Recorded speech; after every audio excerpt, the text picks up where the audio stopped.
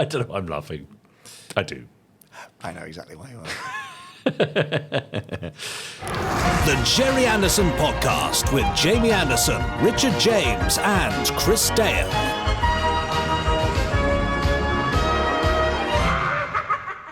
Oh, hello.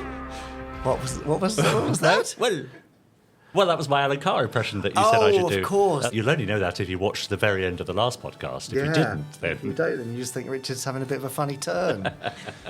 Anyway, that'll do. I think I'll leave it there. Yes. But it was quite good, wasn't it? Adding to the incredible roster of impressions which you've blessed us with on the Jerry Anderson Podcast. Incredible roster. That was 1974 John Pertwee story, wasn't it? Incredible roster. Yeah, absolutely.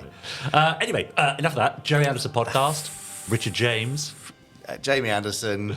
Chris Dale. Hi, guys. Oh, hi, Chris. Hi, Chris. Yeah, there he is. I felt compelled to say the same as him there. I almost went, hi, guys. I know. Ding dong. Hi, guy. Yeah, ding dong. Absolutely. This is all getting a bit weird. It is. Pod 295, we're here to celebrate all things Anderson and to also celebrate the wonderful Podstrons. Well, mostly that. Yes, we do celebrate them because they're a wonderful group of people who very often get in touch at podcast@jerryanderson.com. We'll be reading out some of their emails later in a section that we like to call The Voice of the Podstrons. You did the voiceover for that, didn't you, when you had a cold? A long time ago, Yeah, yes. I quite enjoy that. I've got lots of recordings on my phone of me in the bathroom doing Mr. On voices when I've got a cold. It's a bit weird, isn't it? Anyway, shall we move on? Yeah, I think we ought to, because we've also got Fab Facts coming up. Yes. We've got the second part of Chris Dale's interview with David K. Barnes, podcaster extraordinaire. Yes. And we've got wonderful Podstrons. I think we've got some comments from our Facebook group as well, facebook.com/groups/Podsterons. Yeah, Podsterons. That's right. Excellent. Be reading all of those out later. Do we have any Podsterons called Ron? I would hope so. Be fun, wouldn't it? Yeah. Dunno. Oh, are you that Podsteron? Ron? Ron? Do email us. Ron? Oh, dear. I don't know what's going on. Shall we move on? Yes, Ron. Brilliant. Let's move on, Ron. Let's do a Fab Fact. Now, time for this week's Fab Facts. Fab Fact. Yes. Which comes from the book of Fab Facts, where I flick through, you shout Fab. And then I read the Fab Fact. Is that all right? Yeah. Ready for a Fab Fact? Sure. Here we go. All right. Fab! Hey. Oh, just a minute. No, it's good because I flicked over it was the second page of the Fab Fact. Oh, it's quite a long one, is it? No, it's just 2 pages. Oh, I see. In fact, it's not even that, it's 1 and a bit. Okay. The Book of Fab Facts says thusly. Right. Richard. Say it again. It's weird, How isn't does it know who I am? It's really because spooky. the author knows who anyway. Richard. Yes, book. This illustrious tome of Fab Facts, it's now referring to itself, that's weird, is used to shining a spotlight on some unsung heroes of the Anderson world. But today, that spotlight is going to come to a rest on a company. Oh, right. FX Supremo Derek Meddings is a familiar name to us all from his work on Dad's many Super Mario Nation and live-action shows. Too right. Even he, along with designer Reg Hill, needed to resort to a little outsourcing now and then. Oh, yeah. One such occasion happened during the pre-production of 1963's Stingray. Stingray. Da-da-da-da. Yeah. The titular craft was, as we all know... The what? The titular craft. Oh, I see, yeah. As we all know, was a nuclear-powered combat submarine, the flagship of the World Aquanaut Security Patrol. True enough. WASP. Yeah. But who should be trusted with building such an iconic model? Go on. I thought you might guess. Well, who should be entrusted to building a model of Stingray? Yeah. Me. No, not you. Well, I don't know. It No, could be anybody. it was in fact Master Models of Feltham. Oh, right. That's who, not you. See, I should have got that. Yeah. Apparently. Master Models is a family-owned business that still operates today with a team of 20 model makers, tool makers, pattern makers, 3D designers and artists, to name a few. Yes. According to their website, they have been making expertly crafted models and prototypes for 50 years. The company has its roots back in the 1960s, when it established its reputation making models for the now classic Stingray, Thunderbirds, and Joe 90 television series. The now classic Joe 90. No, now classic Stingray and Thunderbirds.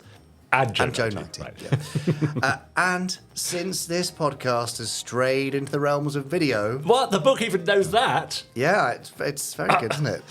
This seems like a fitting time to have our first video fab fact. Right. With some footage from the company itself showing their production line in operation in 1968. Oh. Should we take a look? Yes. Let's take a look.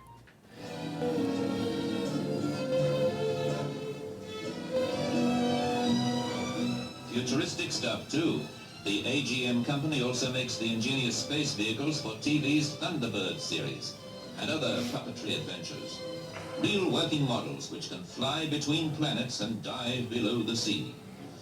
Well, on film anyway.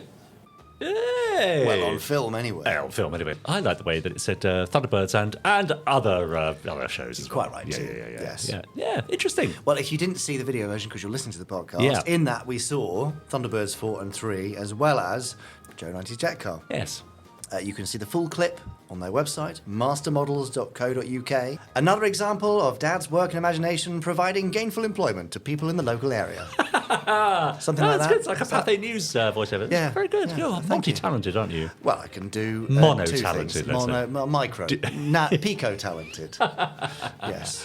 Very good. But that is true, isn't it? We tend to think of the teams that surrounded Jerry Anderson in the shows that he made, but you've got to know when to Yeah. pass it out to somebody else That's to right. do the best possible job. yes, and Master Models of Feltham still going, so I'm sure Yes. they were very happy for the work. Yeah. Nice. Good. That was really nice. It was good, wasn't it? Lovely to see a bit of that old work, and especially seeing the video in colour. Like Yeah, that. that's Lovely. right. Can you imagine also working on those things? But also, nice to see them hanging around for a year. I mean, 1968, I think that film was. Yeah. So, and they still had, a couple of Thunderbirds knocking about, Craft knocking Yeah, about. still lingering, and still lingering today. Pardon? Lingering Right. today. Yes. Yes. Good. Anyway, there we are. Good. That's it, really, isn't it? Yeah. Nothing else to add. No, quick Okay. one. Well, Yes? then that brings us to the end of this week's Yes. Model Fact. You see, you look panicked, but it all worked out It well was in the a end. very powerful sense of yeah, panic. yeah.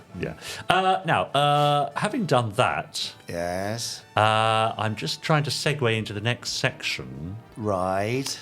People who make things use their hands, like model workshops and so on. Right. Other people, notably our Podstrons, use their hands to get in touch with us at podcast@jerryanderson.com. Would you like to see the fruits of their labours? Yes. That was an amazing segue. I'm so wowed by that. Let's open the door and let the Podstrons enjoy. Okay. This is the voice of the Podsterons. Late Happy New Year, boys, says Stephen Watson. What time do you call this? Yeah, it's very late. I know. Last week, I finished watching all of the Stingray episodes on BritBox. Very good. Despite having a model of Stingray to play with in my bath back in 1964, That's the second Stingray bath thing I've heard in the last 24 hours. Isn't that weird? I have no recollection of watching the series on TV at all. A year or so back, I bought the TV21 Blu-ray disc, which had the Stingray episode Titan Goes Pop on it, and I thought it was one of the best things I'd seen in ages. So a few months back, I decided to work my way through the Strangely Ordered series on BritBox. I bet Chris Dale's got some thoughts on that. I definitely enjoyed it, but found the episodes very inconsistent, with far too many being of the some bad people for unexplained reasons want to destroy Stingray or Marineville, so we will blow them up the end. Well, that's what life is. It's simple like that. All right, okay. Well, what made it worth it were many excellent episodes. Titan Goes Pop being my favourite. The scriptwriters tapped into the crazy 60s zeitgeist in a way that Thunderbirds only 1 year later never did. The Dream episode with the shrunken Stingray, Troy becoming an emperor and having Atlanta peel his grapes. The creepy episode with everyone being bumped off in Marineville. The wordplay of the two El Whodat episodes and its wonderful details. Whodatvia on the map being just one. In the episodes were a treat. And of course, the endless disguises and devious ideas of Agent X20 are a joy. What I found remarkable, though, was the leap in the quality of set props and puppets just a year later on Thunderbirds. Watching Path of Destruction on last week's randomizer brought that home forcefully. Derek Meddings and his team were clearly up in their game at quite a pace. Enjoyable stuff, and I'd encourage any Anderson fan to watch them if they've not seen them yet. All the best, Stephen Watson. Well, this is the year for it, isn't it? The 60th anniversary Yeah. year for Stingray. Time Why to go not? and revisit Stingray. Absolutely. It's either that or In what? HD. Wait till the 70th. Yeah, I don't think you have to wait for Oh, I see. any anniversary, particularly not a 10th, to watch something. Right, fine. Got you. But yeah, do it. Fair enough. Steve, again. Oh, yes. He's here every week. Yeah, it's a different Steve, I think, isn't it? This is Steve with two E's. That's Steve Bushell. Yeah. Yeah. He was here last week, Oh, wasn't he? yeah. Steve. Yeah. Anyway, Steve says, Hi, guys. Hi, Steve. With jazz hands, he says, imagine my disappointment that I wasn't able to find any of you on this website, Cameo. Oh, right. Do you know Cameo? I do know Cameo. Steve explains it's a site where you can ask celebrities for a personal message, like birthday wishes. Yeah. Maybe you're not in the £1 category and I should have looked in the higher price brackets. No. But seriously, you three should look into it.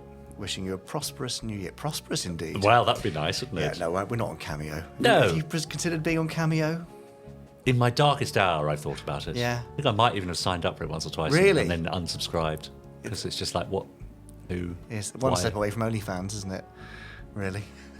Yeah. Which I have subscribed. No. Hello, Jamie, Richard, and Chris, says Rodney J. Kelly. I have heard Podstrons inquire about the timeline of the Jerry Addison universe. Oh, not this old chestnut Ready for this? again. Yes. When I tried to put together my own timeline, I found that Space 1999 mucked the whole thing up. Well, I think we can all agree there. The series that took place after September 13th, 1999 usually had an episode that took place on the moon, and this led me to the conclusion that Space 1999, and by default UFO, did not take place in the Anderson universe. What?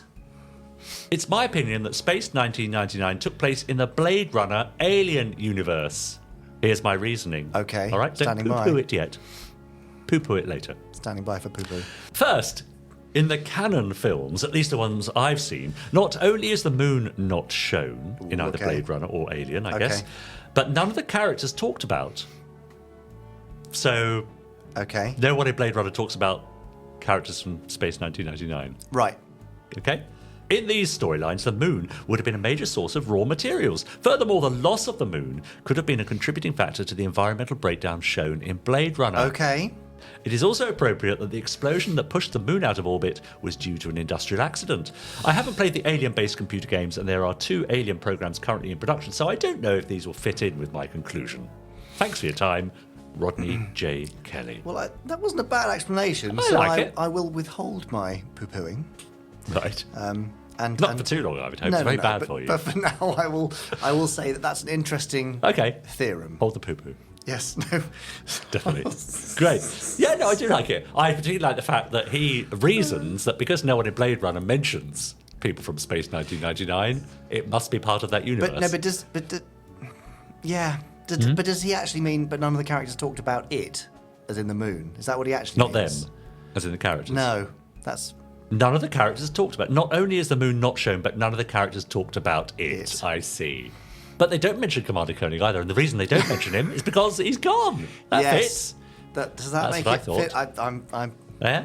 Yeah. All right. I feel the poo-poo coming again. So I'm not sure. But thank you, Rodney, for your thoughts. It's appreciated. Yes, all for now, thankfully. But do keep them coming in, podcast at jerryanderson.com, because I've no doubt we'll read them next time, Jamie's poo-poo notwithstanding. Yeah.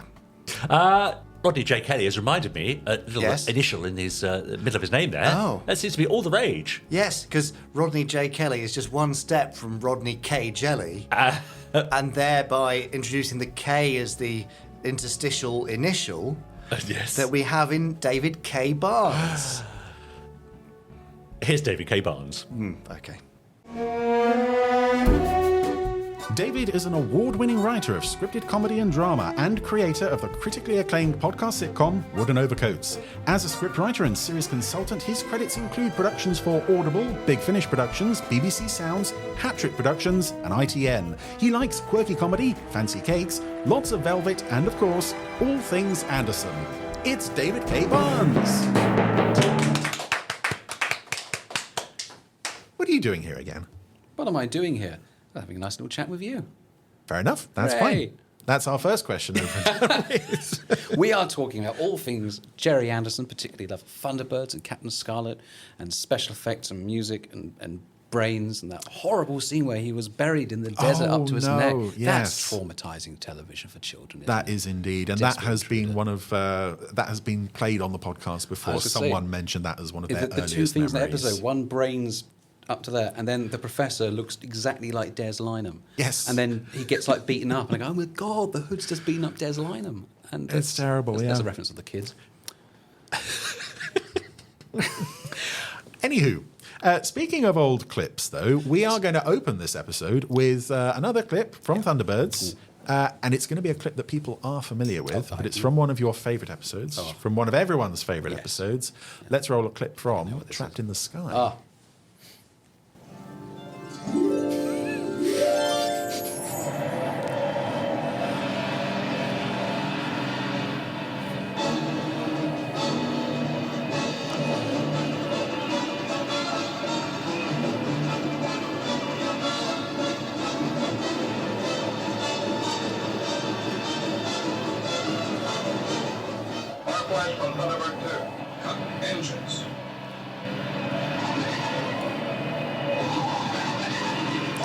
Lift port wing. Lift port wing. Cut power. Cut power. Again, it's the sound effects. Yeah. Oh, look Adding at that. so much. Submerged thrust. And this horrible screeching's going to come up. Yeah. I'm applying brakes down here. And one of those moments where, as you said, it keeps building and building, and the Building and tension building. 'Cause this is it. until That's it. It starts to we're nearly at the line. We're not gonna make make it. it. We're running out of runway. Look at that. Swerving about all over the place. It's just It's incredible isn't it? stuff, even now. It's just, yeah, that's the thing which, when you watching that for the first time, you go, okay, yes, the plane lands on some buggies. I mean, who wrote that in the first place? But yeah, the plane should land on some buggies. That's the plot of this script, and they made it, and it's amazing. And the fact that, of course, you know, we had the bit earlier where one of those buggies sort of goes off the runway and it explodes, and then the Fireflash has to fly off again, and it comes back. And you got the buggies, and then of course as they break, and again, this is the terrific model work going on and the attention to detail. They start to really, they screech, they start to get all oily, they start to explode, they look absolutely knackered. Like, this is like really horrible grungy machinery at the edge of its, you know, of its capability, still swerving around, and then Virgil's truck explodes and zooms off as well, and he tumbles over, and the Fireflash is now scraping on the floor, and the bomb's falling in. And again, I think I don't know very much about direction, TV direction at all, but one thing, watching the clip even again, there's several areas that we're trying to keep our attention drawn to. Yeah. You know, it's not just, you've got 3 buggies, yes, you've got Virgil there, you've also got the pilots, and we've got the runway itself. There's lots of different areas we're trying to keep track of, and it's masterfully cut. You know exactly where you are, what's going on, you know how that buggy failing impacts upon that one there, why. And this, the suspense, the tension, the music. It's interesting that that's the second time we get the shot of the Fireflash going over the 3 buggies. The first time is unscored for the failed attempt. That's right, yeah. And it's good, and it's not quite as exciting. The second time, that music, which is I think the best, I think for me it's my favourite bit of Barry Gray's music, is that. I think that's when you go, oh yeah, okay, this is the stuff. This is really exciting. And then it lands, and then think, okay, it's just they break, and then that's the end of the rescue. And then of course it goes off into all these other areas. And even that line, like, we're running out of runway. That's nonsense as a line, isn't it? It's only when I had to see that about 20 times. I sat there and went, we're running out of runway. Who allowed that line to get through? And yet, it trips off the tongue. I don't mind. I'm sat there as a possible script editor at home in my living room going, oh, that line. I'm not a pilot actually on a plane that's about to explode with a bomb in the back and 3 buggies underneath me. I'm going to say whatever I like. Running out of runway, that works. I mean, I'm terrified. Like, that thing that's going out of, I don't know how far this actually goes. I mean, which airport is this? London Airport, isn't London, it? of course, yes. With Captain Norman? Commander Norman, Commander yes. Norman today. I say, I don't know how I've still got my job. Something goes wrong every single day. Yes. It's never turned up for work on a day where there wasn't a disaster. I believe, didn't you made a video trailer for like London Airport Adventures, didn't you? Yes, you the did, television on YouTube. series, yes. Absolutely. And that's the series I want to see made. We'll do that together. Oh, yeah, that's fine, absolutely. I'm up for that. And the entire series is about Commander Norman and the staff at the airport. International Rescue occasionally in it. Well, International Rescue would probably have to be in it quite a lot. Just occasionally. All the times where they don't get there on time. Yes, that's absolutely fine. Well, speaking of, the way you've been talking this week and last week, and indeed the way I've been talking, there's a slight jokiness in how we talk about these shows. Absolutely. I know with Thunderbirds you saw it as a kid. Yeah. I get the feeling with Scarlet you came to it when the DVDs were released. Absolutely. It was a friend of mine. Slightly older. Yeah. So this would be sort of like, 11, 12, early teens. And a friend of mine who had watched Scarlet as a child, he came over with the Volume 1 DVD, and we watched it as a sort of, oh yeah, let's remember. And of course you're watching it, and as a child you can watch one of these programs and just love it. Yeah. And then as a teenager you're not allowed to like child's things, and so you watch it with a certain, society says you can't. You watch with it. You try to impress upon yourself an ironic detachment. We're laughing at this, not with it. We're enjoying this ironically, etc. People do that. It's understandable. You do that in your teens because you're frightened. Yeah. Teenagers are frightened of being laughed at, and you put up this defense barrier of ironic detachment because you don't want to be hurt, and then later in life you realize you just don't need it. And if you like something and you take joy from it, that in itself is good enough. That's wonderful. You can, so, I would have watched some of those as a teen, deep down, absolutely loving it. But of course, on the outside, sarcasm. And I did an episode guide, an internet episode guide, which is, as far as I'm aware, wiped from the face of the internet. But I did a lot of work on that at the time, and it's full of like snarky jokes and taking the piss out of this and making all that, and not even for a single moment even thinking about the people actually making the programs. It was just from the point of view of me, the viewer. I must be satisfied. I must be amused, and I'm going to be sarcastic. Much later, you put that behind you. You stop doing that, and you become so much happier when you can go, this is a wonderful piece of television. It was made for a different audience in a different time, but the appreciation to craft, the basic fundamentals of storytelling, they just come flooding back. And so obviously I can watch sort of the latest big dramatic series and adult dramas and all that. I generally do. But then it's a lovely change of pace to come back to an episode of something like Thunderbirds or Captain Scarlet or, of course, Doctor Who. And you go, this is great television. It's different television. It's different. It's slower paced. And some of those episodes of Doctor Who, my God, nothing happens for hours at a time. Yes. But there's still something to enjoy in them, and you just appreciate them. And you don't need to worry that you're going to go into school the next day and get beaten up for enjoying something that you're not meant to. That's that sounds very familiar. It is a fine line, and I hope it's one that I tread reasonably carefully when I do my episode commentaries. I think absolutely. I mean, your enthusiasm is absolutely palpable. Oh, thank you. The joy that you express in it, I think so. Well, I think the key to it is having fun with it without making fun of it, because that is just... You laugh with, you don't laugh at. I mean, Stephen Moffat, of course, of Doctor Who, who was the showrunner for many years with Matt Smith and Peter Capaldi's Doctors, has a very irreverent sense of humour, even towards Doctor Who. And some of the early DVD extras had him cropping up, making fun of Earthshock with the Cybermen, and it's very, very funny. He goes, oh, those people are making fun of the show I like, and I'm now just old enough that I'm not going to take offence to that. Tee-hee-hee-hee. But that sense of fun is also there in his television making, and he makes some of the most wonderful episodes of Doctor Who ever. And he knows this is a fundamentally ridiculous show, and you go the next step over, and isn't that wonderful?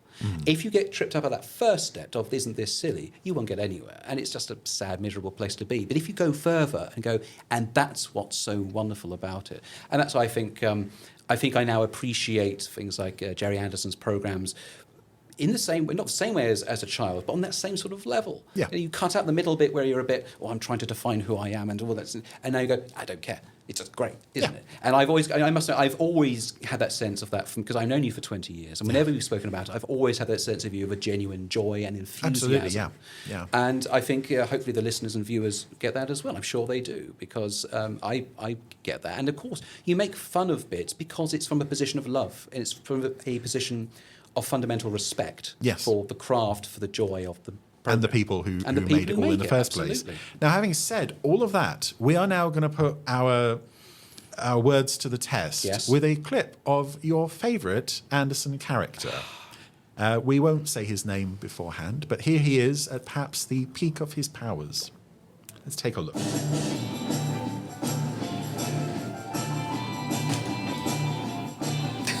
I love that. Hold it right there. Let me pass. I've got strict orders. No one's to go in there. I've got to stop the operation. I said no one. And that's final. Then I must see Kettle White. Magnus is a misron. Hold him. It's too late, Earthman. He's dead. You're wrong, Magnus. You've killed Captain Scarlet. Dr. Magnus, consider yourself under arrest. Look out! After him. This is a Goodness cloud-based sake. alert. Seal all exits from Deck C. Apprehend Dr. Magnus. This is a... You're a trained captain. Captain Magenta there, getting knocked out by the door he was guarding. Captain Magenta. Now, Captain Magenta... Settle in, folks. This is going to take a while.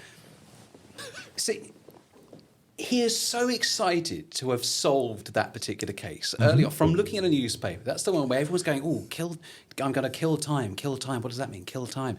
And then he rings up, Colonel White, I've got it. It's so obvious. Why didn't we think of this before? Calm down, Captain Magenta. It's so obvious. Well, the Colonel's first response is that you, Captain Magenta? Yes. He doesn't even know him that well. Is that you, Captain Magenta? Yes, I found it. Please tell me what's happened. Stop wasting my time. I've read it. Kill time, kill tiempo. He is so excited to have found something. That level of enthusiasm, excitability is nowhere else. Captain Blue and all, and Captain Ochre, Captain Grey, that's doing their job, wandering around. Then there's this guy wandering around. He's having the best time of his life every second of every day. Captain Magenta, he cannot possibly be a trained professional. There is absolutely no way that man. I mean, this is a man who takes joy in counting up to 21. Yes. Like, people are destroying, he's going, UFO, 17, 18, 19, 21, oh, and he's having such a great time. That is a man. Colonel White has a friend somewhere else who says, look, I've my son, I don't know what to do with him. Can you just stick him on Cloudbase? Just give him a position. Make a man of him. Defeat the Mysterons. Can you do that? Yes. Okay, John. We've got a spare pink uniform. Yeah, nobody to fill this. it yet. Nobody else wants to do. Fine, but you owe me one. Yeah, thanks very much. And off he goes. That's it. It's got to be there. It's nepotism. That's the only reason Captain Magenta can be there. And yet, I mean, I've no idea what anyone else thinks about him. They seem to treat him with utter disdain. Poor Captain Magenta. And yet, Captain Scarlet as a series which is only 25 minutes, the characterizations, I think it's fair to say, a bit more sort of sparing than on Thunderbirds. Yeah. I don't know anything about Captain Ochre other than that I hope he likes that colour. Otherwise, there's nothing to him. He's a professional doing a job. I respect that. But I'm not going to write fan fiction about you, Captain Ochre. No. I mean, I'm sure people have, and don't send it to me. Please, I can't. But Captain Magenta do, because Captain Magenta, there's that level of humour. I remember who wrote Operation Time, but clearly sat there and thought, wouldn't it be funny if one of these captains is just so excited at finally cracking it, when presumably everyone else has gone, oh, you stay. The rest of us, we're on the SPVs, we're going around doing this and that. Stay home, stay in the crew squads. Here's a newspaper. Do a Sudoku. Go. Give yourself something to do. Well, there's a scene early on, isn't there, where Colonel White's issuing all the other captains' orders, right? You're off to Rio, you're off here, you're off there.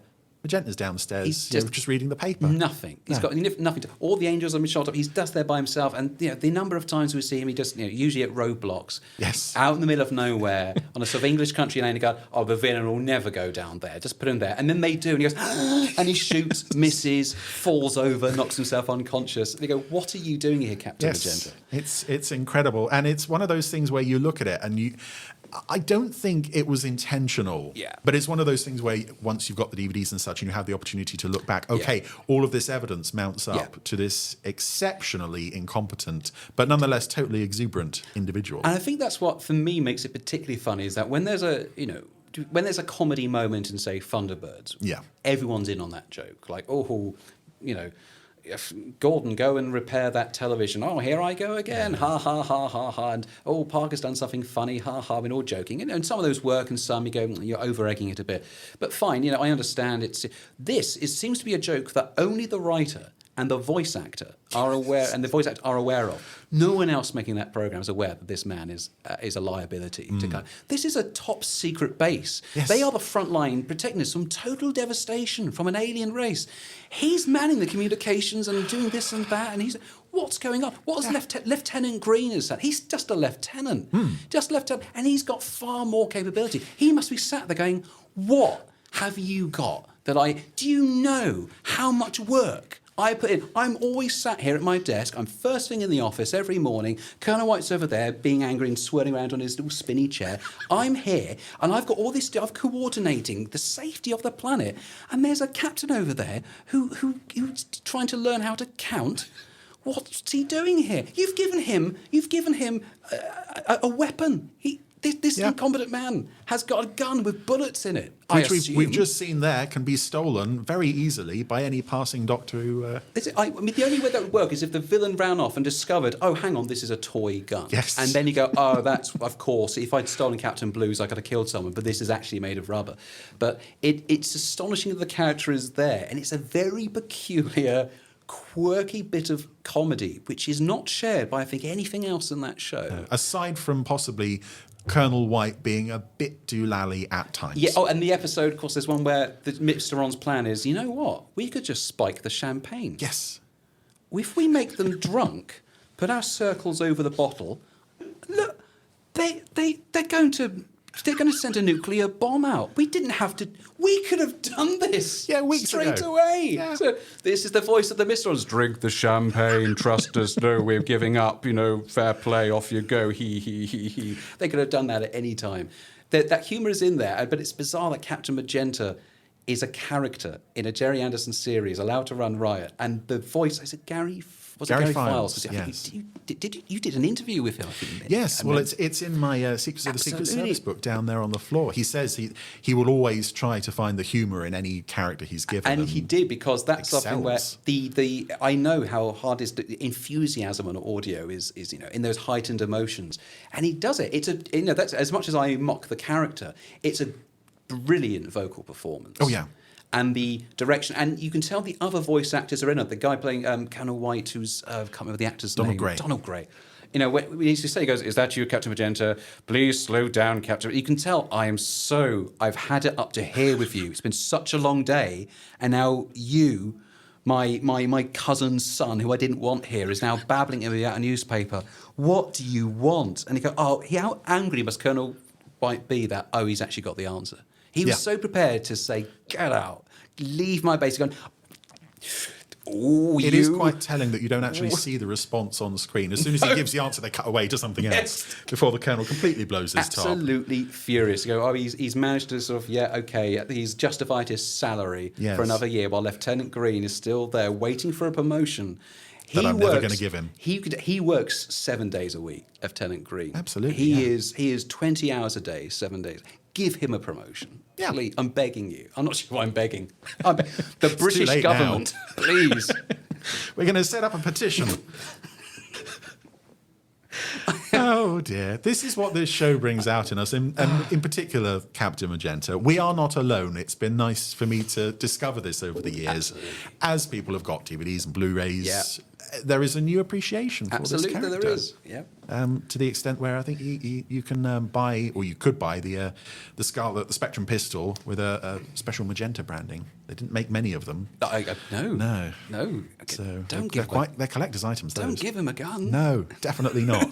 He'll But lose it's a it. question of did he have bullets? No. Probably not. I think it's time for another question from the old tin. So if you'd like to help yourself to another couple of bits of paper. I was a question, Captain Magenta. What have you got against me? From Matthew Mayhew.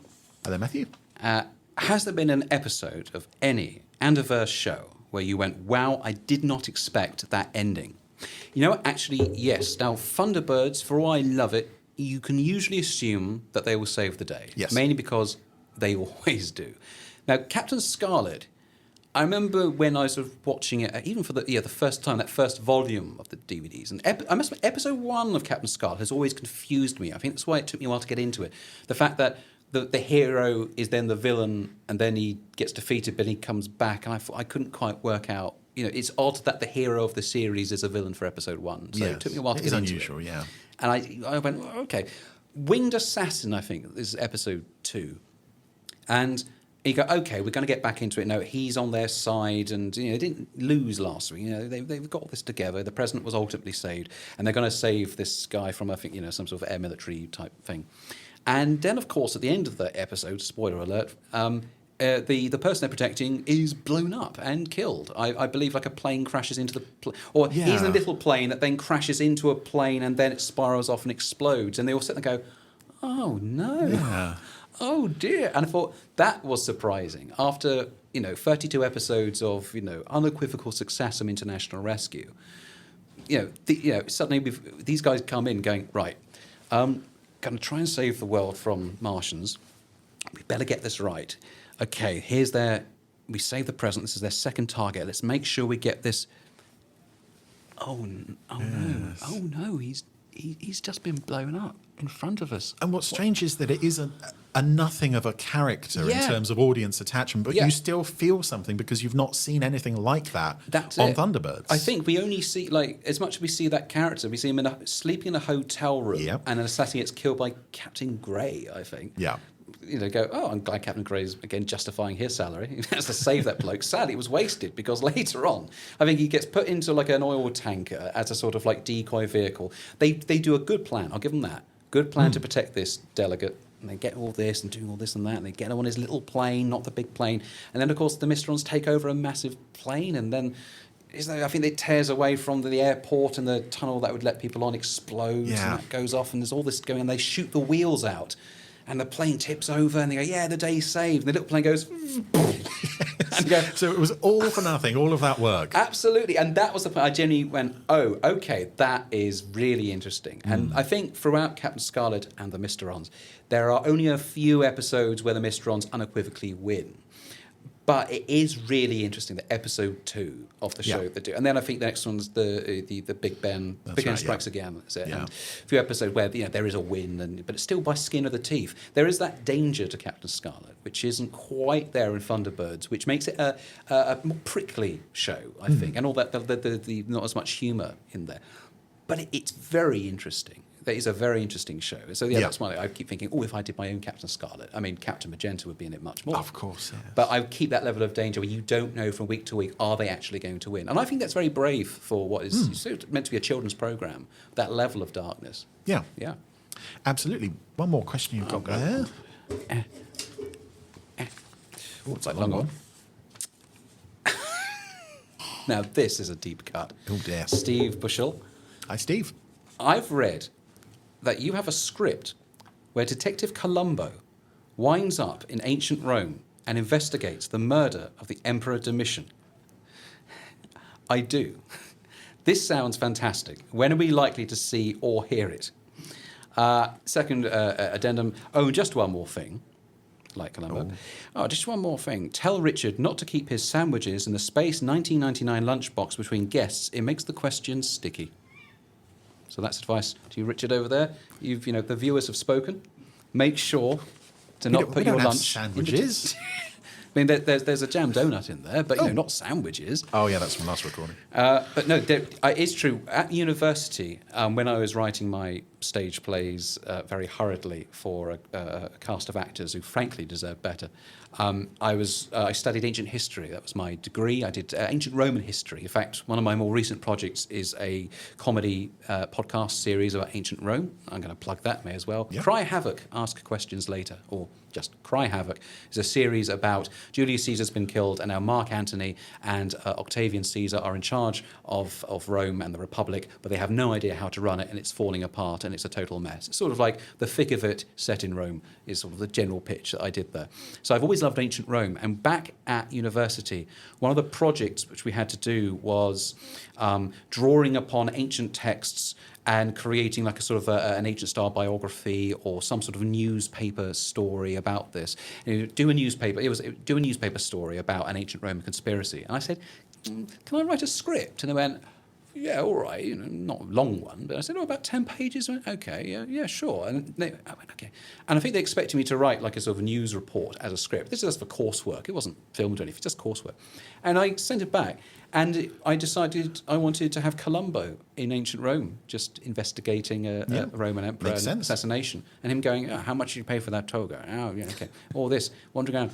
And I had a great time writing it, and my supervisor gave me an A and said, to be fair, this does include all the information, and it is very funny. I'll send it off to the invigilator. I mean, you've taken your degree into your hands here, but fine, you do what you like. And it came back. The invigilator who'd done all the classes stuff said, yes, very good, very good. And come to this guy and said, this guy here, very, very good, very good. The student who did the Columbo script, I love Columbo. Tell him, absolutely brilliant. Double plus A on that script. Fantastic. So that Columbo in ancient Rome script probably saved him with my degree, because I did my dissertation, most of that, like the day before it was due. It wasn't that good. I scraped by on that Columbo script, and that saved me. That got me a first at Edinburgh in ancient history. So any students out there with coursework to hand in, add Columbo. Follow my example. Just do Columbo, send it in, hope for the best, do the rest of the work the night before it's due, preferably the morning of. What could possibly go wrong? We're coming to the end of our time with you now, sadly, but of course we have to touch on wooden overcoats before you go. As you've mentioned, This is a podcast set, featuring rival funeral homes. Absolutely. Where does this idea come from in the first place, and what are some of the influences? Absolutely, yes, because I think as my friends, Tom and Felix, who starred in the show as very uptight, sort of old-fashioned Rudyard fun, and this much more sort of charismatic and likeable funeral director called Eric Chapman. And the idea is that Rudyard runs a funeral house which is very much like a sort of Tim Burton-y style, very gloomy and spiders and dust, whereas Eric Chapman is a very popular man who has this wonderful gleaming funeral parlour and becomes like the centre of the sort of socialising scene in Piffling Vale. Eric Chapman becomes the centre of the socialising scene, and everyone wants to have their funerals done by him because that's the really sort of cool thing to do. And part of this was that I wanted to do a series about jealousy, professional jealousy, because I would have been in my mid-20s when I started that series, and I spent a lot of my time staring at the ceiling thinking, why am I not getting the jobs that person's getting? Yeah. The answer to that was they're putting the work in, and you're sat here staring at the ceiling and wondering about it. That's why they're getting the work. But I didn't know that. I sit there going, oh, why? And I knew that this envy, the jealousy was self-destructive and not going anywhere. And then this idea of rival funeral homes and undertakers came up. And I said to Felix and Tom, we said, look, we've got this idea of these two people who are sort of don't like each other and they're rivals, but we don't quite know what else. And I said, yeah, I've got some ideas for that. And I wanted to make it about jealousy, but one-sided jealousy, because the big influence was a now, I think, little-known British sitcom called Ever Decreasing Circles. Or one of the greats. Absolutely. Richard Briers and Peter Egan, where Richard Briers is this sort of very fussy neighbour who is quite difficult to get on with, and then a very handsome neighbour comes in next door, played by Peter Egan, who everybody likes and thinks he's absolutely terrific, and he can do anything, he's got mates who can do this and that. And I very much lifted that dynamic and put it in my show. And then, of course, I had all the other characters and stuff around it as well, like Rudyard's creepy sister Antigone, who can hide in the shadows, and all of this. But that was the centrepiece. I wanted one-sided rivalry where you spend so much time trying to put one over on your rival, to defeat your rival, to do whatever you can, that if you just stopped and stepped back and said, what can I do for myself? What can I do that the other person can't? What can I do in my way? Maybe my life would go a bit better. And I wanted a character who just wouldn't do that, who would always ignore good advice and go straight forward, trying to get one over on the opponent, which he never succeeds. It also gives you a kind of vague plot of the week of our protagonist is trying to defeat the opponent, much like, I suppose it's Captain Scarlet from the Mysteron's point of view. It's like, we're going to try and defeat them each time. And sometimes... Except this is an opponent who really is not an antagonist as such. He just exists. The idea of Eric Chapman is that at no point... In fact, it only takes until the last season he's even aware that the other guy across the road doesn't like him. Like, he's just so likeable. He goes, oh, Rudyard, lovely to see you. And so it was this, I hoped, very funny series rooted in professional jealousy, but also sort of domestic jealousy. Because what I loved in Ever Decreasing Circles is that Richard Briers' character, Peter Egan's, they're not in competition for work or for money. It's just a social status. Richard Briers' character says in an early episode, when I was at school, everyone used to play games with me, and then a new boy came in, and everyone went up his side of the playground, and they wouldn't come into my side. That episode was on yesterday, actually. I saw that bit. It's such a moving bit of character, and I latched onto that, and I just loved it. I love Ever Decreasing Circles, but that bit of characterisation, the writing, the acting, Richard Briers not even trying to go for tears, he's just saying it in a kind of slightly sad way. And I thought, yes, a show where somebody is there with, let's elevate that to professions and money. I've got my funeral home. Somebody else has moved in across the road. They look better than I do. They're more popular than I am, and I don't know why. They're really charismatic. They've got all of my jobs now, so there's a financial incentive and problem here. But also, people just like him more. Yeah. What is it about him that they like? Why don't they like me? And what is it? And again, you spend so long getting into that rabbit hole of comparing yourself to other people. And I still do that. I open up the Metro and so has managed to get a film made, and I go, why am I not that person? Yeah, why haven't I done it? That's very familiar. And I think that everyone can feel it. So that's where that came from. Yeah. I hoped it was a universal theme. It is very relatable. Yeah, this is a series that has run for 4 seasons and a number of specials, and has won quite a few awards. Not only is it award-winning, you've also slipped in 1 or 2 mentions of other shows. I certainly have. Particularly in the final season, where the big question on everyone's lips was, why did he resign? Yeah. But also also in the very last episode, there was a Thunderbirds reference, I believe. Yeah, I'm trying to remember. I think it was just Thunderbirds are go as Yes, the helicopter's that's going it. to take I off think, at the end. Yes, there is. Yes, where they're trying to motivating words to try and lift off in a helicopter. Thunderbirds are go. Even if I didn't know you, Yeah. it's an all-round fantastic podcast Thank and you. wonderful listening experience. So the fact that you have peppered it with references to Thunderbirds, The Prisoner, Yes Minister, Yes. the island is a retirement home for old Roger Moore characters. Yes. It's just like this is Absolutely. made by someone on my level. There are various characters from like Tinker Tailor Soldier Spy and Donna Carey Works have retired there or died or whatever, because we often have like characters, many episodes have like so-and-so has just died. It's always a character we've never met before. Yeah. So there's always an excuse to put in a joke linking to something back.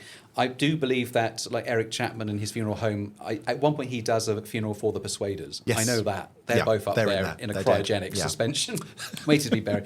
And there are lots of references to The Prisoner, especially as it went on. I increased those because I saw The Prisoner for the first time between seasons 1 and 2. Oh, right. And I loved it. And I thought, oh, it's set on an island. Ooh, Yes. ooh.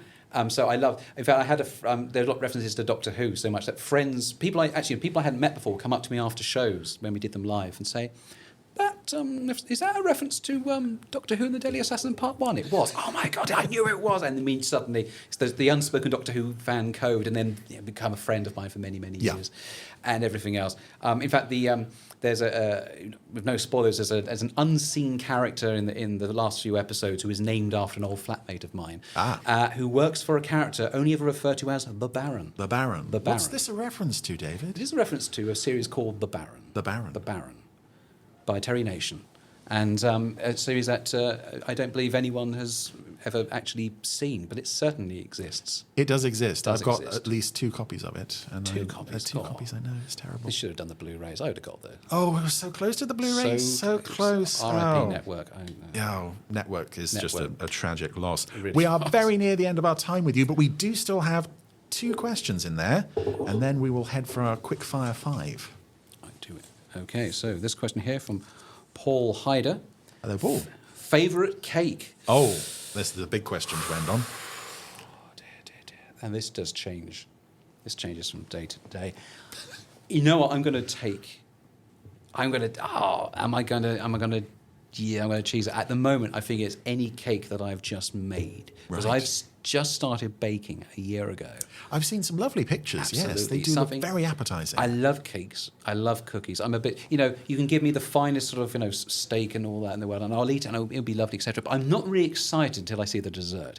That's where I'm at. The dessert is where, and so cakes and cookies, particularly even more than chocolate. Chocolate sweets are nice, but I like a good something you sink your teeth into. Yeah. Okay. Something And I've got substantial. into baking, and I can do cookies now. Cakes, I'm only just started. Very simple sort of, but there's a huge satisfaction to eating something you've made. Yeah. It's not as good as the thing you could get in the shop, but you did make it, and it took you bloody hours. So that's it. Sort of, I think chocolate sponge cakes, obviously.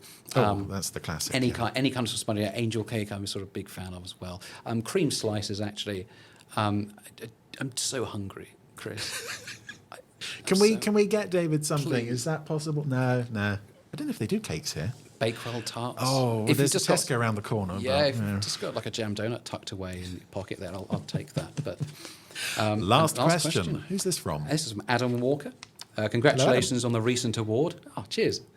What's next? Is there a story that you're dying to tell? What is next? At the moment, I am working on because I've just had a series came out last year called Cry Havoc, about fall of the Roman Republic as told as a sort of disastrous political comedy. And I wanted to go to something a bit smaller. I can't say the details yet because we're still making and developing. But I hope my next project is stop motion animation, which I'm doing. It's just a very small scale thing with it's friends of mine. We've got an idea for a stop motion character and a series of very short videos. And I've seen the rough cut of the very first episode only yesterday, and it's very nice. exciting. But I can say it's very small scale. It's light. It's sort of family friendly with a slight edge for the adults if they want it. So I'm looking at something like that. Otherwise, my next thing I want to do is I would like to do another. What I'd like to do is another series like Wooden Overcoats. perhaps even Wooden Overcoats on television. That's something, of course, we're very it would interested work, in. definitely, yeah. Ghost has just finished. They want Yeah. to have a family-friendly show with a large cast on BBC He's here, television. he's Don't here. you? I'm right Take here. him. The rights are with us. Come on, Wooden Overcoats on television. Generally, I want to do more shows which are family-friendly, ensemble sitcoms. Which either in studio or single camera, whichever. What I want to do is have the next comedy series, which becomes a national favourite, and then becomes the linchpin of BBC One Christmas broadcasting. Absolutely, That's yes. my vision. Some people want to do big action stuff. They want to do this. They want to do the drama. No, I want to be the show that you go, oh God, it's 5 o'clock Christmas Day. What's on? Oh, good. That's what I want. That's the emotion I want. There's sort of a weary acceptance. I'll take that. But one tinged with relief. It's like, what we could talk to each other, but David K. Barnes' new Christmas special is on. It's probably all right. I'll take that. That's what I want to be. So I want another sort of comedy series along that line. That's perfect, Got a yeah. few things bubbling along the surface at the moment, pitching into a few places. So I can't say what they are, but that's the style. That's what I want. I want to make people happy, give people relief, something just to stick on to keep the kids quiet. What more could you ask for? Yeah, I want to be helpful to the viewers at home. Hire him. Go on. He's lovely.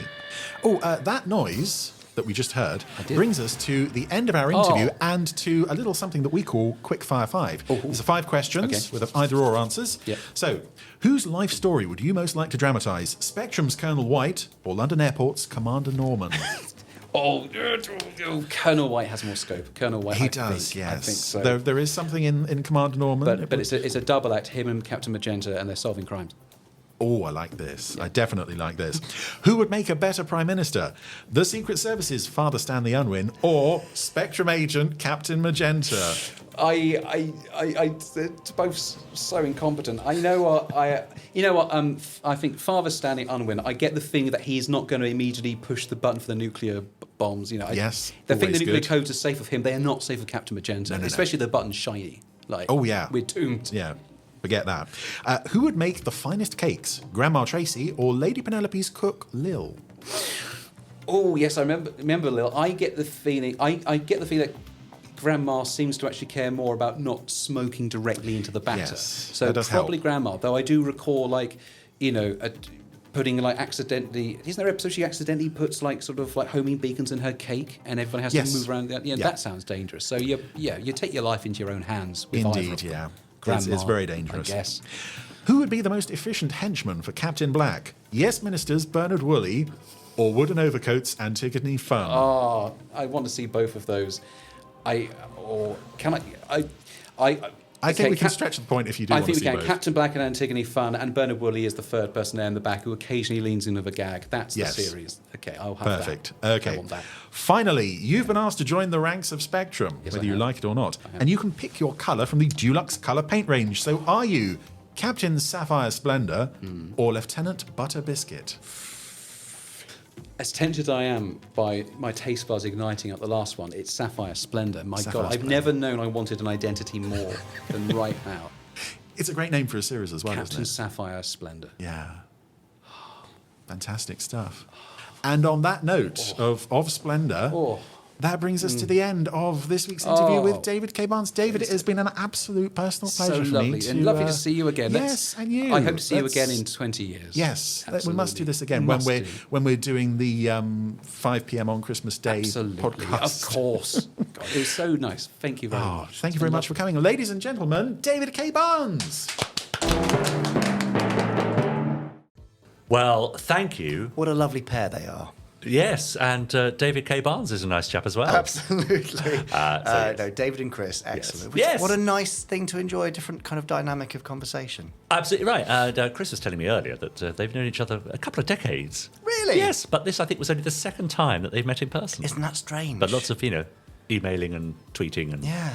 I Internet love that conversation. about the modern world. Yeah. You can be friends with somebody for a long time and feel that you know them. and then only see them in person. Yeah. Yeah. In fact, yes, I had the same with a friend of mine who's an Agatha Christie expert, the world's foremost Agatha Christie expert, who Really? I've known for nearly 20 years and only met for the first time recently. How bizarre. Thanks to the internet. Isn't that strange? Yeah, great. Yeah. Excellent. Now, I don't know who we've got next week for the interview. Brilliant. Well, it'll be a I know- surprise for all of us. Yeah, I know who's coming in, but I don't know what. Which order? Yeah. Okay. So I'm going to Well, leave let's that keep it a hanging. surprise. Yeah, exactly. Yes. Oh, we've got some big names coming though. Have we? Well, let me just say, if you're a fan of UFO, Yes. You might be interested to know that we've got a certain someone come to join us around the table. I know who it is. In a couple of months' time. Oh, they're lovely. Yeah, good. Look forward to that. Yeah. We've so also nice. got a rather gruesome twosome joining us. Oh no, not those two. Yeah, in a couple of weeks. We've also got I'll say a Doctor Who companion sitting around the table. I wonder if Chris will snap that one up as well, or if I'll be interviewing her. I Don't bet know. he will. Yeah, I think he will. Yeah. You know So what he's yes, like. also someone from Time Bomb Comics might be joining us in the future. Gosh. And should I say for the eagle-eyed viewers, we might have a special guest and something else rather interesting for our 300th podcast. Or Very clever. Very clever. Early days, that one. So You're we'll very see. smart with these little hints and bits of wordplay, aren't you? Yeah. Anyway, let's, without further ado, and certainly no more poo-poo, go to our Facebook group. Okay. Facebook.com/groups/Podsterons. Simon Reed says, in recent months, our 4.5-year-old has got into Thunderbirds and really loves Barry Gray's music. So we made him a special Thunderbirds card for his Yoto player with a soundtrack on it. I don't Familiar even know with what this? a Yoto player is. Well, it's an audio player for kids with a 16 by 16 pixel display that has lots of stories and music, etc., available to buy on physical cards or stream. And it also allows you to make your own NFC cards by uploading MP3s and designing your own pixel icons. That sounds very Clear? cool. I want a Yoto player. Absolutely. I enjoy preparing these icons for all the tracks, including the main vehicles and the IR logo, plus a couple specific to certain episodes, like the Sidewinder. I had to borrow the fantastic March of the Oysters track from the Stingray CD, as it's used in Day of Disaster, and has become a real favourite that my son hums all the time when playing with his vehicles. Oh, he sounds like a bit of a musical prodigy, this Lovely, kid. isn't it? Yeah. My wife painted the Thunderbird one for the physical card. Anyway, I thought I'd share here where such efforts might be appreciated, and indeed they were, Simon. Massively appreciated. Yeah, really nice. Lovely. David Hollis Oh, yeah. also wrote on Right, the yeah. Facebook group, please can you sign below to see if we can get David Graham an award like an MBE for his service to film and television. Yeah. I think he is a magical person that has done so much in my childhood and so much more beyond. Yeah. He should now be Lord Parker or Lord David Graham. So please help start a campaign to get his work noticed and make him a very happy day. Get him a very happy day with King Charles. Oh, yes, that'd be fun, wouldn't it? Absolutely. Yeah, well, Willow responded, well, it does need to be an official nomination from a personal friend or a business associate that knows his address and him personally, and then the petition needs to be set up through the correct channels on the correct website, which I believe is a government one. So it could be done. Could be done. Could be done. And if anybody's going to organise it, it'll be the Podsteron. So Yes. over to you, Podsterons. Rightio. Mark Perkins is talking about the International Rescue Thunderbirds Agents Technical Manual. Well, that I mean, it's, that the old one, right? Yeah, Okay, which he yes. found, I think. That's right. Almost. Careful. Yeah, this is a book I've resisted for a time, thinking it would just be reprints of the cutaways I've already got several copies of. But when I took a look at it, how wrong I was. I put it on my wish list and finally came across a reasonably priced copy to gift to myself before Christmas. The details fantastic. Truly makes it a technical manual for anyone with any level of interest in the world, created in the original Thunderbirds series. I mean, how could such a thing ever be surpassed, I wonder? I wonder. We'll have to find a way. Yeah. And finally, I think we mentioned this a few weeks ago, Spy Hard's podcast. Hello, Jerry Anderson fans. Just wanted to drop by and say thanks for your support last year when we had Jamie Anderson on the show to talk about his father's long-lost James Bond script. It ended up being our 5th most popular episode of the year. Of the 5 that year. No, Yeah. they had more than that. Yes, and if you missed it before, you could check it out by following a link to the Spy Hard's podcast. Which Yes, you is can on find the that Facebook group. wherever you find or your- just yeah. search Spy Hard. Yeah, exactly. I really enjoyed that conversation. It was really fascinating to be led by Bond experts. Yes. And sort of have my hand held through it as we Yeah. picked through this Yeah, treatment. So, that's right. Yeah, lovely thing. It was nice. Talking of lovely things. Yes. That's it from the Podstrons on Yes. our Facebook group. Yes. It's time for the loveliest thing of all, the randomizer. And Chris. And David K. Barnes. Now look here, Barnes. Yes. Last week you produced, a pretty decent episode of Captain Scarlet for us, which did. some would say, where can we go from here? Where can we go? I think there's only one way to find out. Yes. Do you know what that is? I'm going to press that button. Press that button I'm right gonna there, press that button. and we'll see what happens.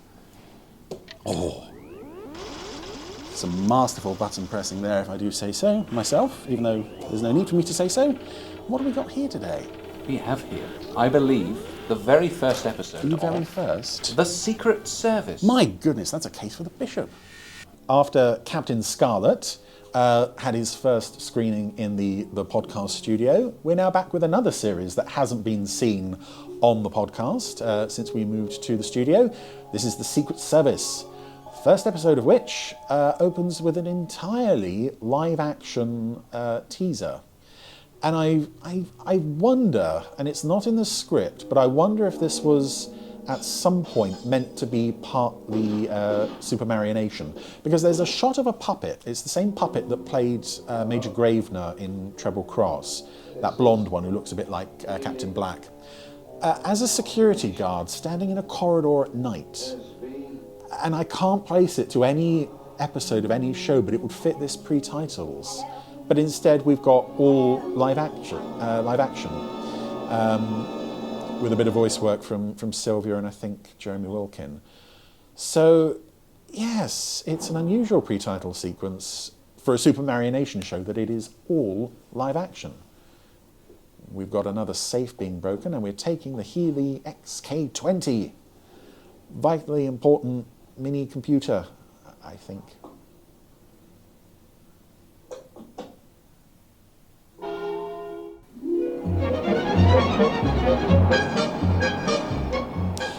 Did you know that according to this book, this very fine publication, A Case for the Bishop is the first Anderson pilot episode to feature an on-screen title since Four Feather Falls How It Began. Have you bought this yet? I'm very happy with this. Anywho, we are now in the office of Saunders and Patterson of British Intelligence. The closest thing this series has to recurring characters in that they appear in one more episode after this. In the same office, although they seem to have swapped positions. We have... Look here, Saunders, as you know perfectly well, I love that. Now look here. It's proof that this show was made in the 60s. There's nothing we can do. I repeat, there's nothing we can do about it, but there is someone in our organisation who certainly can. This is an assignment for the Bishop. Right, so British Intelligence have washed their hands of the fact that this mini computer thing has been stolen. There is nothing they can do about it. I find that very hard to believe. But then I suppose the entire premise of this series is quite hard to swallow. This is indeed episode 1 of The Secret Service. And it makes a passable fist of introducing the characters. Some elements of the setup, I mean, you know, the close-up on British Intelligence Service Headquarters Operation Priest. This is the first episode. I don't know to what extent a proper full introductory episode really setting up this arrangement that Father Unwin has with British Intelligence and what the Minimizer is and how Matthew's involved, which again you can read in the comics section of this rather wonderful book. I don't know to what extent a first episode of the TV show setting all this up would have been much use for a series that, again, not many people were going to see, unfortunately. But it couldn't have hurt. I always find it rather strange with some of these ITC shows where there's, there isn't really like an introductory episode, but there is kind of a first episode in the sense that maybe one or two things are not explained as such, but sort of introduced to the audience. Can do nothing about it. Oh, it's a wonderful performance from David Healy as the villain. David Healy, not a voice actor you hear in this series all that often. There's a lot of people would like to get their hands on this equipment. Indeed they would, Matthew. Incidentally, you can drop the accent. We're quite alone. Yeah. Are you ready? Quite ready, Father. And I'd have to, put myself in the position of first-time viewers watching this back in '69. Again, the few regions who actually got to see it. And just wonder what this, on the surface, how this would have clicked with viewers. Because again, a first episode, there's a lot to set up. But Captain Scarlet and Joe 90, particularly Captain Scarlet, the first episode goes out of its way to explain everything. The who, the why, the what, at least everything that we need to know. We don't get any setup for the fact that this vicar works for British Intelligence, has a shrinking ray, has an undercover agent working as his gardener. I don't know. I love this series. I'm sounding very down on this series all of a sudden. But as an introduction to the series, it's, well, let's just say they don't let the the setup get in the way of telling a story. As Father Unwin sets off from the vicarage with Matthew in the suitcase, off to London Airport. And I know some people find the disconnect between the live action shots and the studio shots and the shots of human Stanley Unwin and the puppet quite distracting. The blend doesn't always work, but I think there is, the shots of Stanley Unwin driving through the countryside just look so nice. We're watching this on the HD version of the first episode that was released on one of the network DVDs, Blu-rays, from 2014. Sadly, this was the only Super Marionation series they didn't get a chance to remaster, aside from Thunderbirds, which had already been done, before they went down. It is such a shame. And it's nice to have this in HD, but it doesn't quite look up to the full remasters that we got for Scarlett and Joe. But we're at London Airport. Father Unwin is going to nip into the cloakroom, and then we're going to get a fast motion segment. I think what kind of doesn't help it is the fact that for a long time nobody is walking, so you've got this fast accelerated time, but nothing's happening. Anywho, Father Unwin is now changed into mechanic's overalls. And again, we get a long sequence of live action with no puppets at all. And I just wonder to what extent this might have worked entirely live action. I mean, the model work would perhaps not be possible, but the music just carries on the singing. But yeah. All right, Matthew, you should be safe here. Yes, I know, as I said, some people don't like the constant switching. I kind of accept it as that's just part of what this show is. But it's such a strange way to produce a series.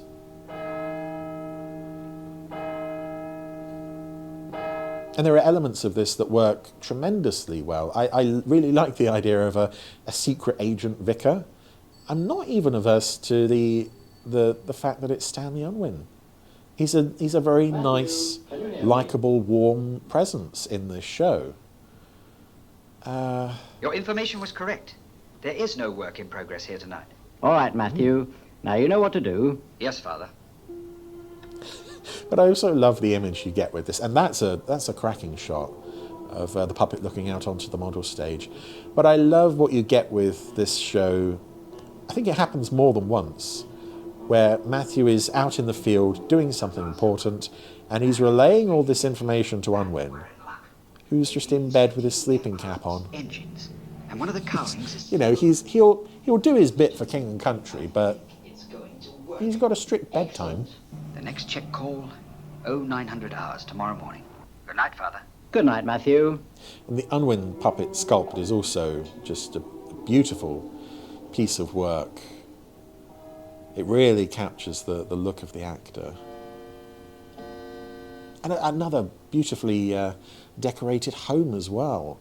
Not quite up to the level of the McLean cottage. I think that's the most homey home from any Anderson production. Now, I'll wait for you to contact me. Right, Father.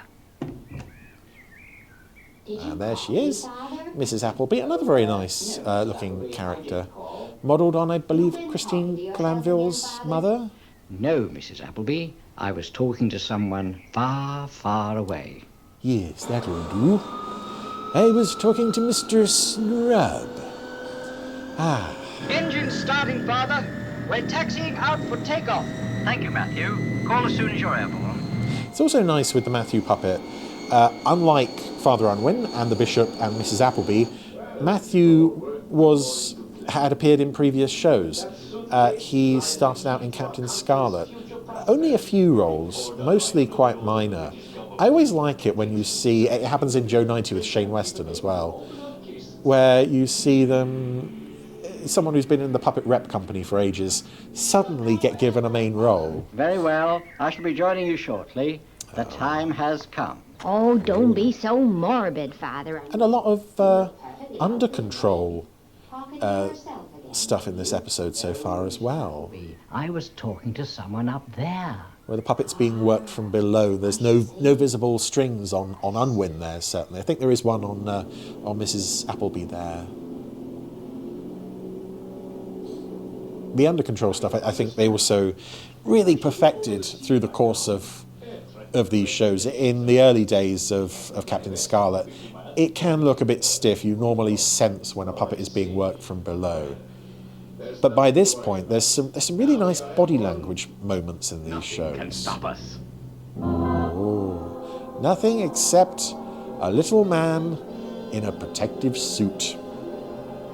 But who'd be expecting one of those? Yes, I think that's another reason I'd like to see the Secret Service get a full HD restoration, is just some of this English countryside stuff. It's beautiful. And some lovely vibrant colours.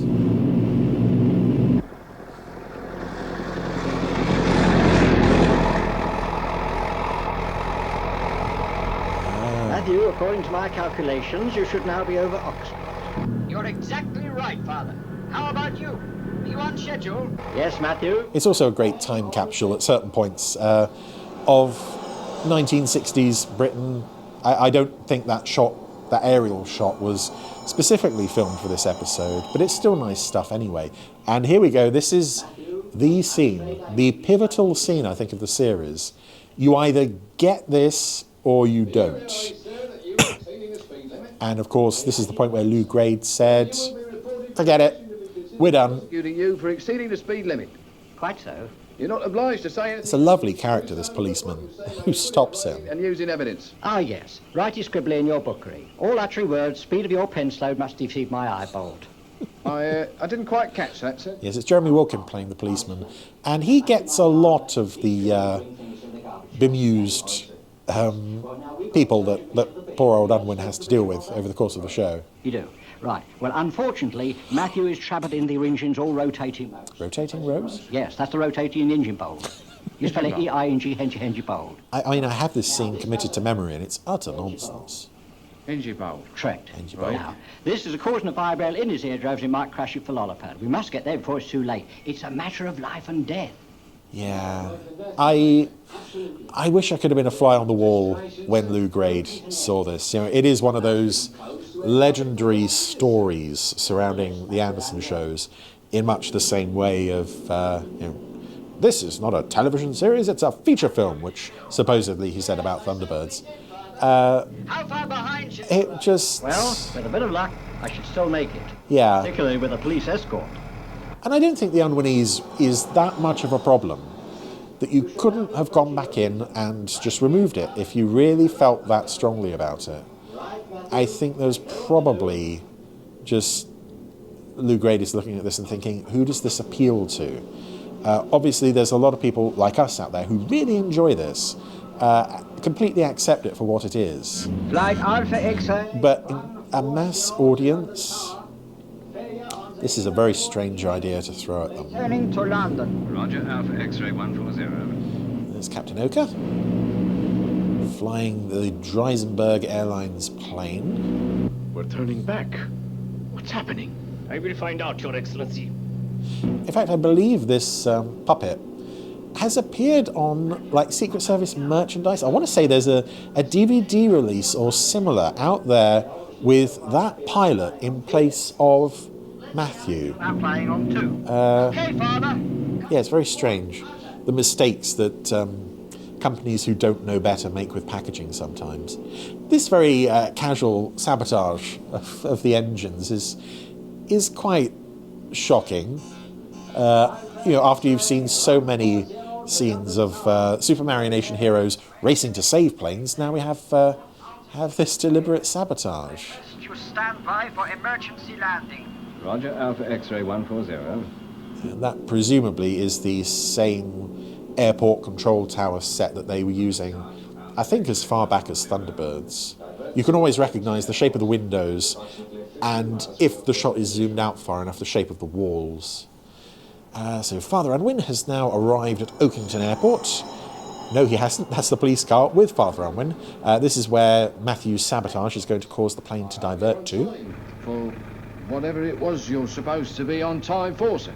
And thank you again, officer. I'll mention your cooperation to the bishop. Ah, and he will as well. Just not the bishop that he's thinking of.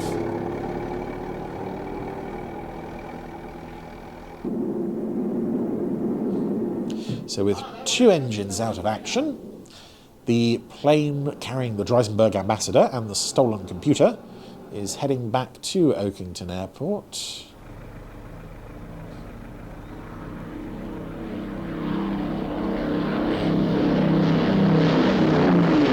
That's a nice shot. Again, I'm kind of feeling like I might be about to contradict what I said earlier about how good the live-action exterior stuff looks. This doesn't quite click with the live-action shots of the airport. Your Excellency, there was no word. I don't know. I think either you had to go We had to make an emergency. full live-action First question that has to be answered. or full puppet. Why did the 2 engines fail? Oh, this is a really good performance from David Healy, actually. Radio contact with London Airport, Your Excellency. They have radioed the local police, and their car will be here to pick us up at any moment. But in the meantime, there is a clergyman outside with a shrinking ray. You can come out now. Well done. Here I come. Whee! That's a nice shot. I say, anyone aboard? That must be the police now. What about the computer? Don't panic. Remember, we've got diplomatic immunity. Quick, get me back to normal size. They may be armed. No, Matthew. We'll do it my way. Keep out of sight. Because that's worked so well so far. And this is a police car? Are you the ambassador of Dreisenberg? I do like with this show, though, the fact that Unwin's plans never seem to backfire or fail. He's always got the Lord on his side. He never really gets threatened all that much. That's an interesting shot, because that's suddenly not David Healy doing the voice of the ambassador as he shrinks. I'm not keen on the whole hand-waving as he goes down, though. I guess he has to do some kind of reaction, but... You'd like to get your hands on, and diplomatic Yes. immunity won't save you this time. Well, don't just stand there. Do something. I suppose as well there's the temptation to take the puppets and, as we've seen over the years with the other Super Mario Nation shows, do the shrinking episode. I suppose to a certain extent that would have appealed to the Andersons and so on, because it would have been cheaper to shoot in the real world. I'm sure that is one of what they must have considered be the strengths of this show. Arriving at any moment, I suggest. I do love watching him push the case out, though. He doesn't even deny it. His assistant's doing all the denying. But there we go. Unwin's got what he wants. So we'll return the ambassador to normal. And everything's fine.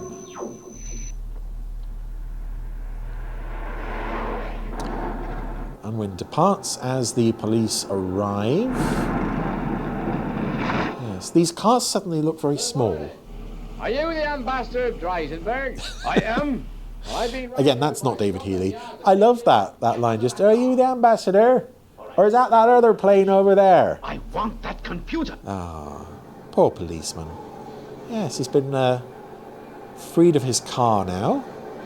Unwin is off home with the computer, but the ambassador is not going to let it go so easily. Thanks to your minimizer, Father. Thanks to the late Professor Humbert's minimizer. Yeah, again, that's the only concession they make to explaining what on earth the minimizer even is.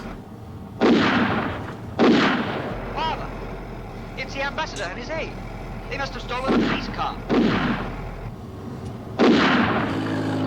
This is all great stuff, this chase scene, and in fact, I think we've covered this on a previous Fab Fact.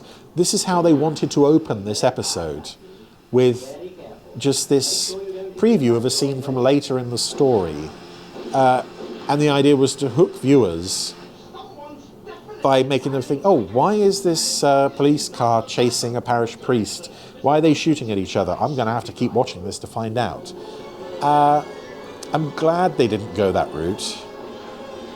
And to be fair, you know, a lot of the pre-title sequences for this show, they aren't the most exciting, but they do at least set up the story. Whereas, yeah, I think there probably would have been a certain element of repetition, which might have alienated viewers even more. I mean, particularly when you come to us now rewatching this show on DVD, and I nearly said Blu-ray, but we haven't got those, have we? Oh, that was close. You nearly hit that farmer. Yes, on rewatching, I think the teasers would have become very boring if they'd done that. So I'm glad they didn't.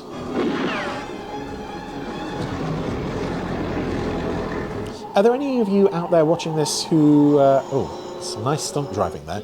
Who saw this on first broadcast? Were you lucky enough to live in one of those 2 or 3 regions that actually got this back in the day? And if so, what did you think of it? Were you... Because they were releasing Secret Service merchandise in parts of the country that had never even seen the show, which, I mean, these days it's unthinkable. But in those days it was, you know, would be common practice. Some regions got certain shows and some didn't.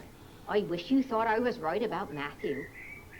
Another element that is not explained in the series, Mrs. Appleby's loathing of Matthew.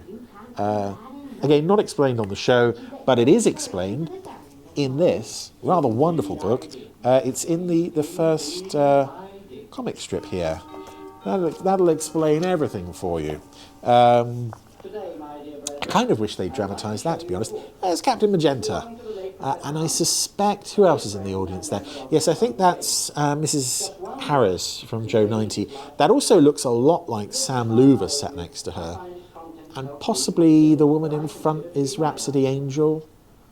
That might even be Shane Weston too. The maximum good to mankind that I can. This is nice though. That's something we should all try to do. I do like the way they end some of these episodes with the sermons. And actually, I discovered recently, we don't discover what the sermon is. I discovered recently, I thought most episodes ended with that sermon, or a sermon, but very few of them do. It's less than half, which surprised me. So there we go, that was the first episode of The Secret Service. It explained nothing. But, you know, this show isn't about explaining things. This show has always been about just creating a really nice vibe, a nice, happy little 25 minutes in a world that never was, but that you kind of wish was. It's like Avengerland in that sense. Secret Service, I want to say land. Secret Service on Thames, let's say. Yeah, it's not the greatest episode of the series by a long chalk. It's just a pleasant introduction to the series. See, even the first episodes of the previous shows, they throw a lot of spectacle into the first story. This doesn't. And I kind of respect it for that in a way, that they don't go all out, look at this, look at what we can do. But at the same time, I suspect that might have worked against the show long term. If indeed there really was a long term ever on the cards for the Secret Service, because as we all know, it sadly wasn't to be a very long-lived show.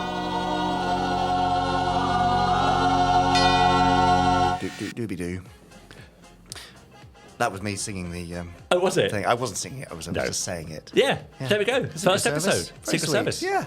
What do you think people thought when they saw the first... Oh, there's a new Jerry Anderson series on Saturday night. I'm going to give that a watch. It's called Secret Service. That looks good. I fear they would have thought, yeah, what on earth is this? Or maybe they were thinking, I love Jerry Anderson stuff. I love Stanley Unwin. This would be a match made in... oh, right. In the heavenly mode. Yeah. Well, I mean, if they stuck with it, though... I just think people must have been confused by it, probably. But maybe if they stuck with it, they probably fell in love with it, like many people did. Maybe. And talk about it even today. We're doing right now. Yeah, and Chris did it just then. Yes, indeed. Great. Yeah, we'd love to see the Secret Service on the Randomizer. What will it be next week? Well, we don't know because it's random. See what you did there. And that's why it's called the randomizer. Brilliant. Right? Yeah, Got you really are. Yeah, as I'm on smart it. as you look, aren't Absolutely. I'll leave that one. So anyway, all for now. Join us next week, Pod 296 of the Jerry Anderson podcast. 6, 7, 8, and 9 we'll be doing next time. And then after that, Pod 300. Yes. Right. Who knows what special treats we might have. Or none at all. Or none at all. Depends how it goes. All right. Anyway, see you next week for more special treats. See you then. Bye. Goodbye.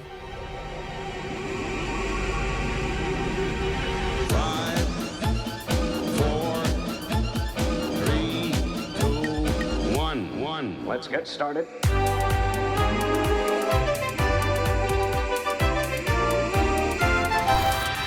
Let's go.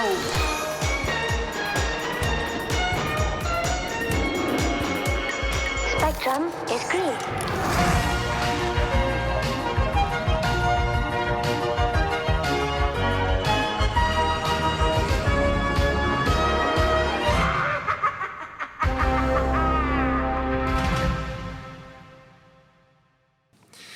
Have you got a backup special treat if we cock up the main special treat? No.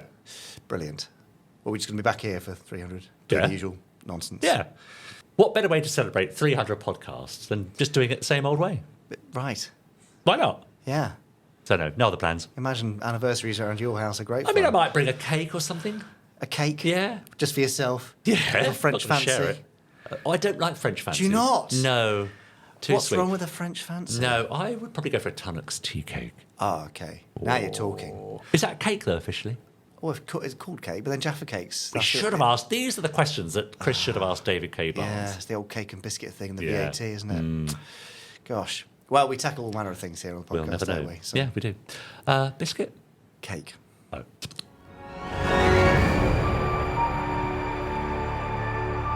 That was an Anderson Entertainment production.